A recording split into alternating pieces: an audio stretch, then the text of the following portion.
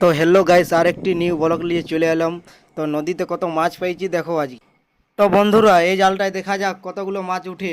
জালে আস্তে আস্তে টানা হচ্ছে, দেখা যাক কটা মাছ উঠে। দেখি আনছে জালটা, দেখা যাক। এই তো দুটো মাছ উঠেছে। তো নদীর মাছ বহু কষ্ট করে নদীর মাছ ধরা হয়, বহু টানার পরে মাছ উঠে। তো বন্ধুরা, এখন জালে যেটা মাছ আছে এখন মাছগুলো ছাড়ানো হবে। তো মাছগুলো ছাড়াচ্ছে আস্তে আস্তে, দেখো আরেকটা মাছ আছে ওইটাও ছাড়াবে।